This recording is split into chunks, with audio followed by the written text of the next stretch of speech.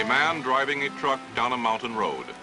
Nothing unusual about this, except that the last 2 trucks which tried to make this trip never reached their destination.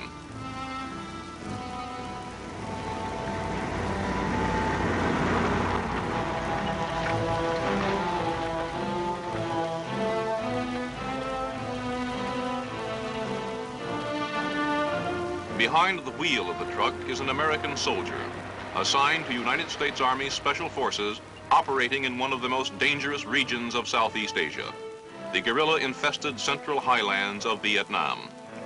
He is here to assist, to advise, and to help a remarkable people who have been called upon to progress in a single decade from a peaceful, primitive life into the violent 20th century.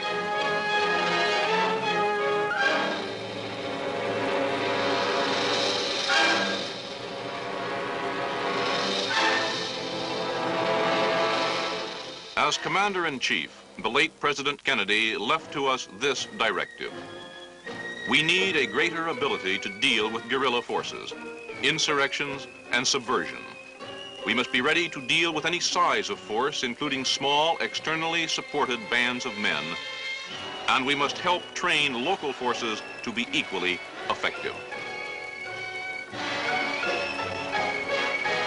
This is the story of what one group of Americans are doing today to carry forward that far-sighted policy.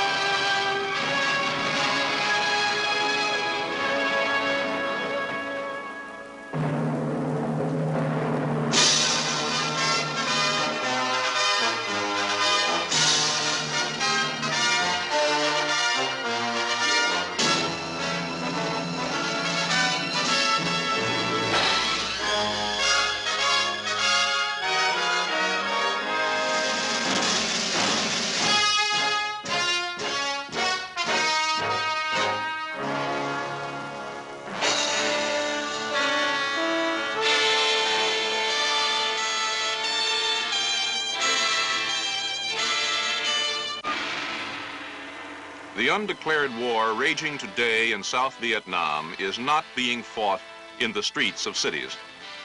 Since the guerrilla onslaught began in the late 1950s, the Republic of Vietnam has had little trouble in retaining control of the great urban centers, the place names on the map. But the Central Highlands, the Quan Son Cordillera, are a mountainous, largely jungle-covered region remarkably like those mountainous regions of Spain where the term guerrilla was born. Here, everything favors the lightly armed, fast-moving irregular. And it is here that the struggle for Vietnam may ultimately be decided. For the Quan Son dominates both the rich rice bowl of the Mekong Delta to the south and the narrow, densely populated coastal plain bordering the South China Sea. Into this remote, almost impenetrable region, the communists of North Vietnam have infiltrated a steady stream of agitators, terrorists, and professional guerrillas. Their target is not only the highlands, but the whole of Vietnam. Military strategists on both sides of this struggle are agreed that he who gains the highlands will have won the fight for Vietnam. The military and political history of few nations have been so greatly influenced by geography. For more than 900 years, the emperors of China dominated all Vietnam, except the highlands. Here in the 13th century, the Mongol Emperor Kublai Khan suffered one of his few defeats. And here in our own century were mustered the revolutionary forces which overwhelmed 180,000 highly trained French troops in the campaigns climaxed by Dien Bien Phu.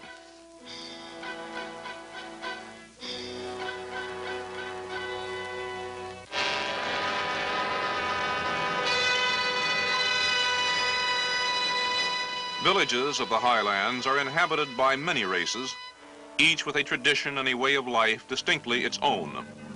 Known to the outside world by the French term Montagnards, or mountain people, they are known to themselves by such tribal names as Rade and Hmong, are vastly different from the light-skinned lowlanders whom the world knows as Vietnamese. Believed to be the original inhabitants of the region before the arrival of the Vietnamese more than 2,000 years ago, most of the Montagnards continue to live a Stone Age existence in the midst of the 20th century. Confined for centuries to the isolated areas of the plateaus, the Montagnards have little contact with the city dwellers of the lowlands, take little interest in the complexities of modern life. For most of them, Vietnamese is a foreign language.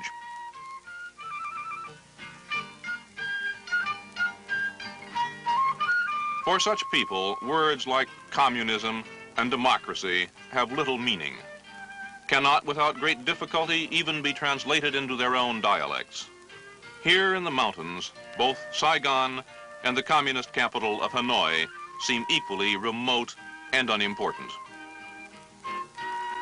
Through these mountain villages for more than a decade have passed increasing numbers of communist guerrillas, befriending the villagers, rewarding those who cooperate, terrorizing those who resist. The guerrillas have converted much of the highlands into a secure staging area for their assaults on the roads and population centers of the lowlands below.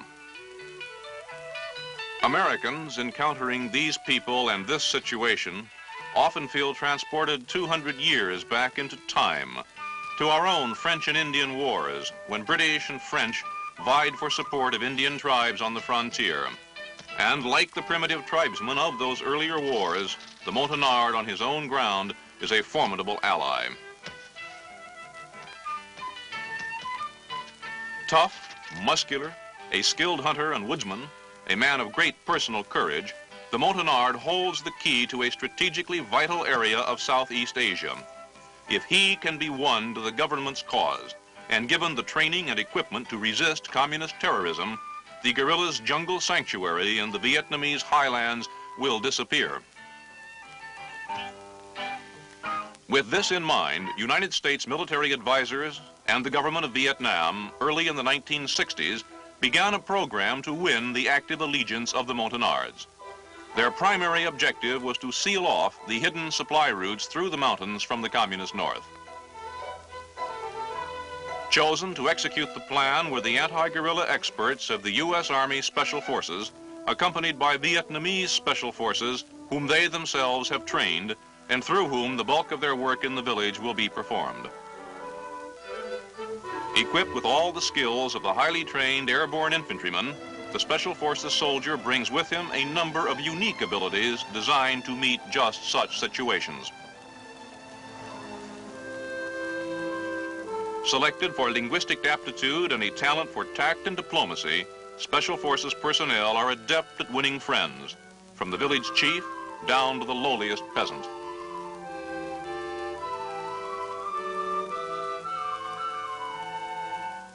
Going into a Montagnard village for the first time is an experience you don't soon forget.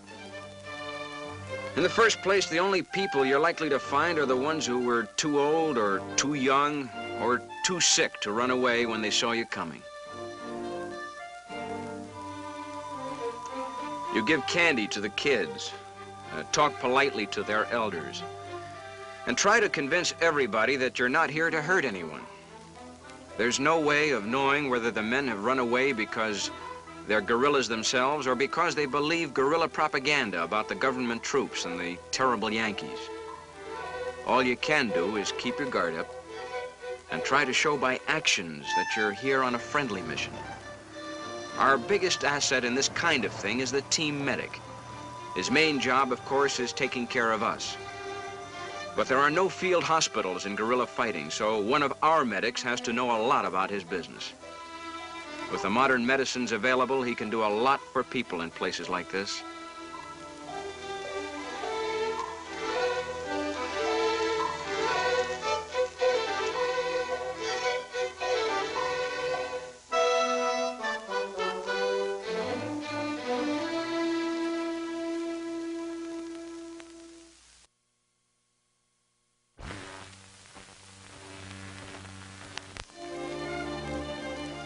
The odd thing is, when you first ask whether anybody's sick in the village, the first answer is usually no. So then you offer to examine anyone who thinks he might be sick. And in no time at all, you've got a waiting line. What gets you most are the kids.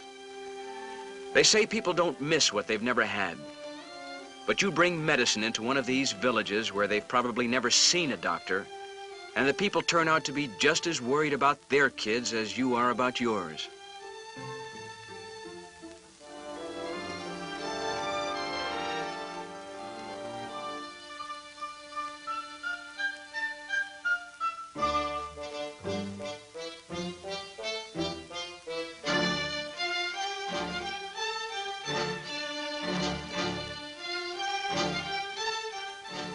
Pull an aching tooth or save a man's eyesight, and you've made a friend for life.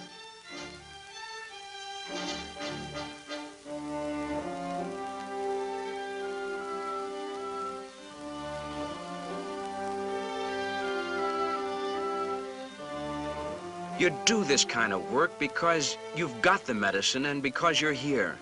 And God knows it needs to be done. In some of these villages, half the people have TB.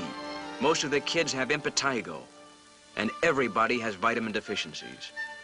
Any decent human being coming into a setup like this would do what he could without asking for a reason. But the fact remains that from a military point of view, this is a good tactic. Squads and platoons of Viet Cong guerrillas have been coming through here with promises. Now, thanks to our medic, we've come along with something a lot better, something we can give them now.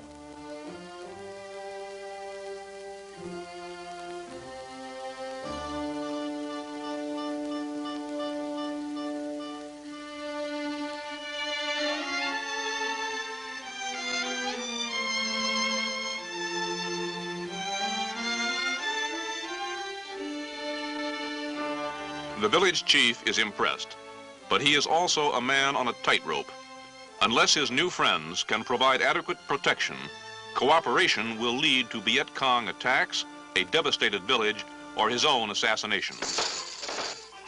The chief makes his decision. The young men are summoned back from the bush. They will train with the American and Vietnamese special forces. They will make a stand.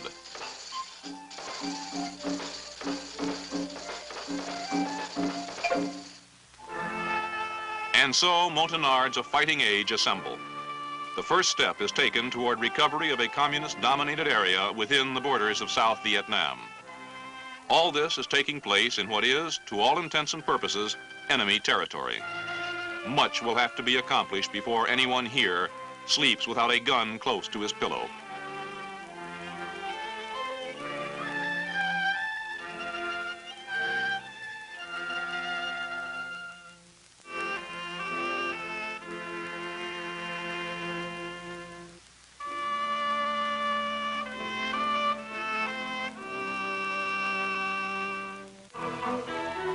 Is it possible to make soldiers out of men almost untouched by the 20th century?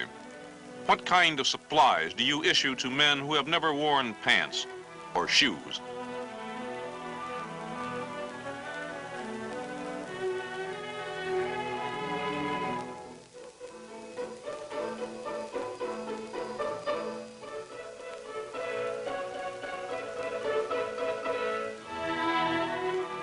Mountain men are fighters everywhere.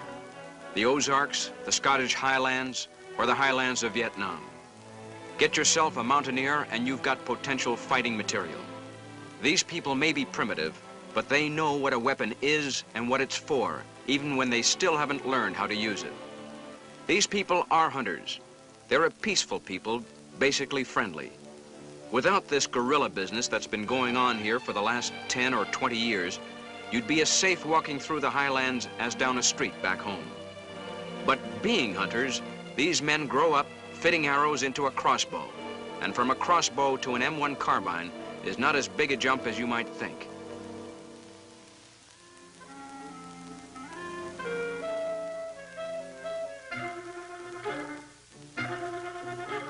One thing mountain people aren't always so big on, though, is discipline and organization.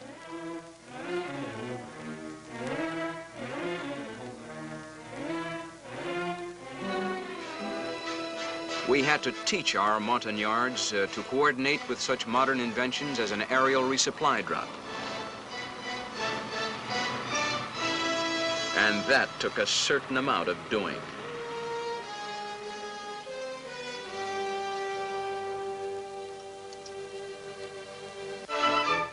One of the Montagnard's great assets as a fighting man is the energy, the mileage he can get out of a single bowl of rice. Incidentally, this training program was by no means a one-way street. Our own food supplies were supposed to be obtained, as it said in the orders, through normal civilian channels. In practice, this meant a Special Forces sergeant, our weapons specialist to be exact, learning how to bargain with Vietnamese shopkeepers in the nearest town.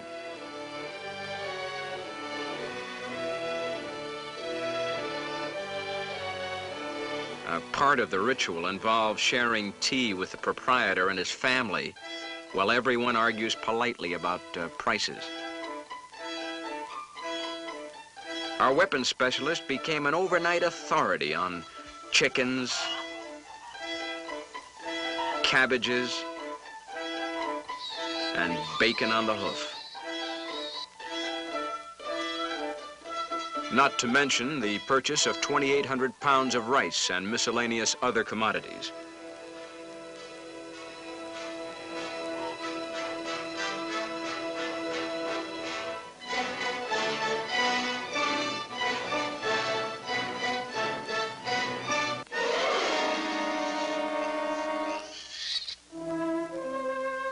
Classes for the Montagnards were conducted whenever possible by U.S. and Vietnamese special forces working together.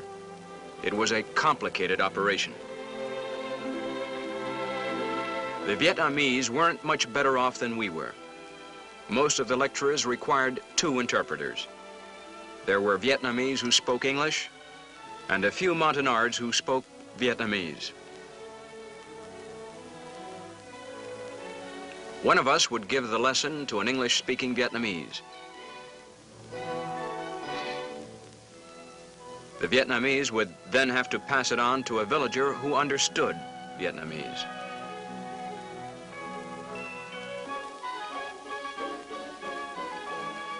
The native interpreter would then pass it along to the trainees.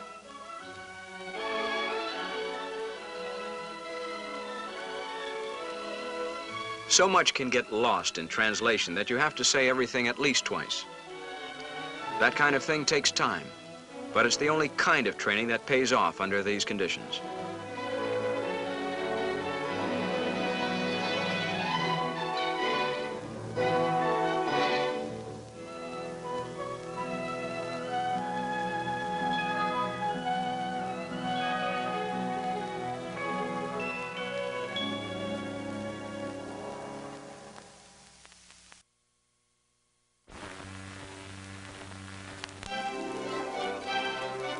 The students themselves were amazing. They took to modern firearms faster than most of us thought possible. These men came to us with almost none of the background you'd expect a trainee to have. Most of them couldn't read or write. Most of them couldn't even pass a draft board physical back in the States.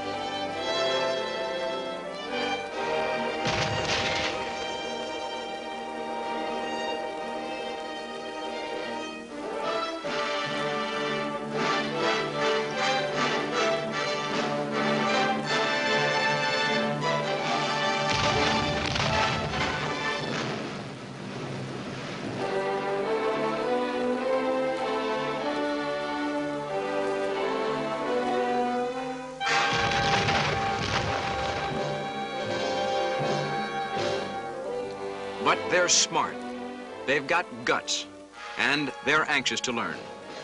Most important, what they're learning how to defend is their own home, their own families. With that kind of motivation, you can overcome a lot of handicaps.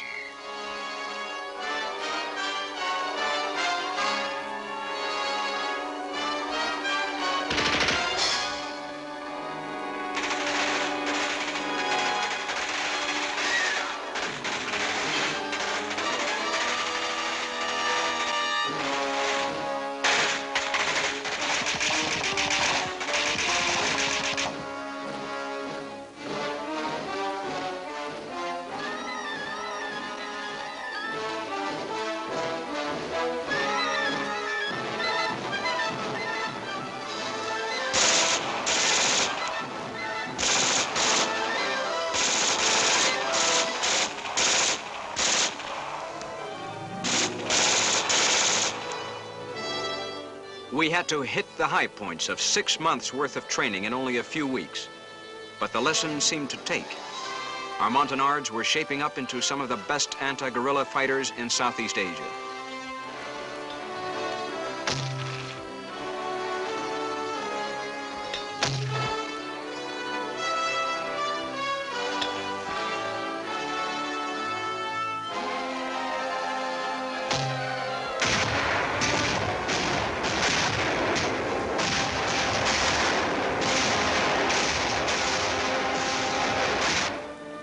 In a very few weeks, they progressed from simple hand weapons to the tricky business of demolition.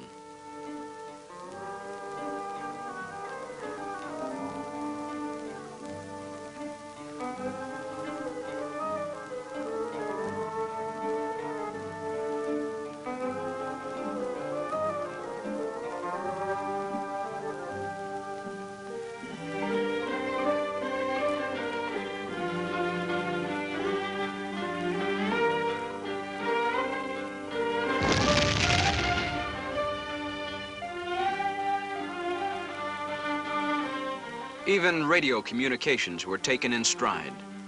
This was even more surprising and maybe more important. It meant that before we left, radios could be issued tying our friendly villages together in a sort of mutual protection association. Guerrilla bands moving in on an isolated village would touch off an automatic alarm throughout the network. Togetherness is a big thing with these people. When father goes off to training camp, the family goes along.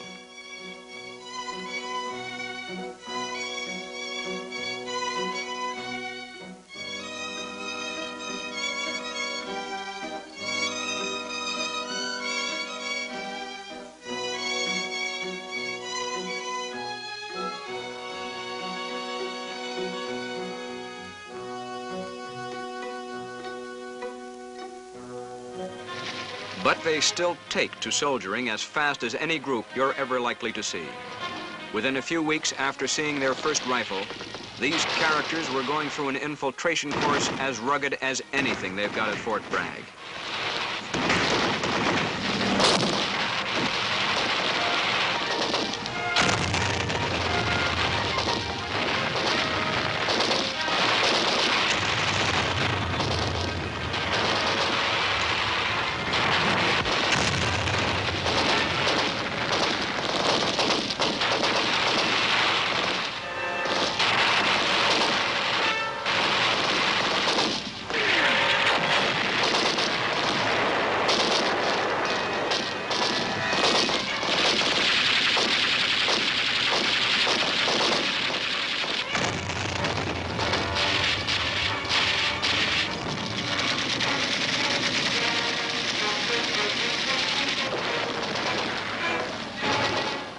They also had no trouble learning the tactics of resisting a night assault.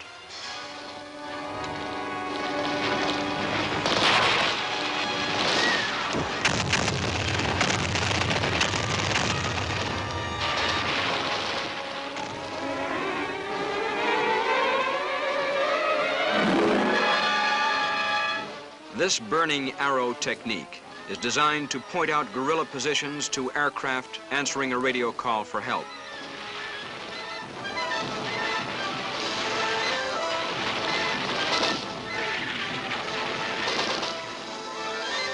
This is what the Army calls a confidence course. Here it seemed a little like teaching birds to fly or monkeys how to climb trees.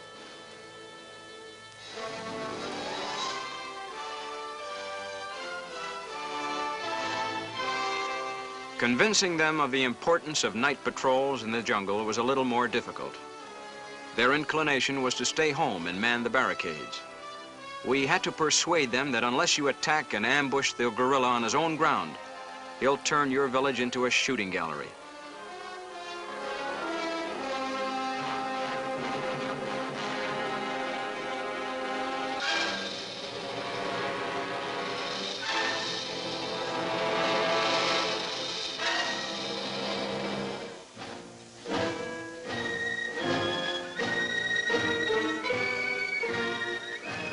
Once convinced, as usual, They learn fast. The Viet Cong who gets within a mile of a village these men are patrolling is going to be as scared of them as they used to be of him. The guerrilla is a fish, said Mao Zedong, and the sea in which he swims are the people. If the people be unfriendly, he cannot survive. Operation Montagnard is an exercise to teach the mountain people of Vietnam the art of anti-guerrilla warfare.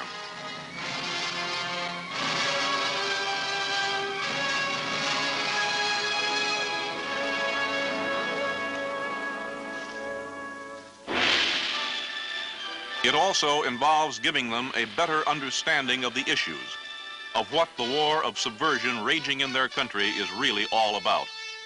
Through no fault of their own, the future of these mountain people is inextricably bound up with the outcome of the struggle against communist expansion in Southeast Asia. Operation Montagnard has given them the weapons and organization to resist guerrilla terrorism.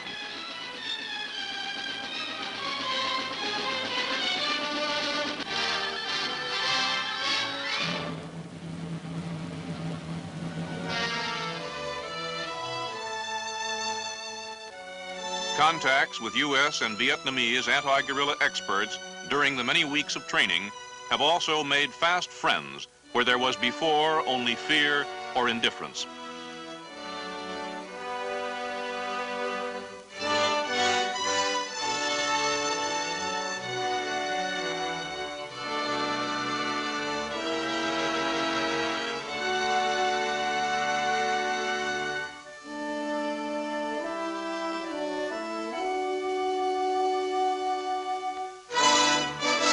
Departing, men of the U.S. Army Special Forces leave behind a well-trained group of friends who may in time have a profound effect on the future of Vietnam.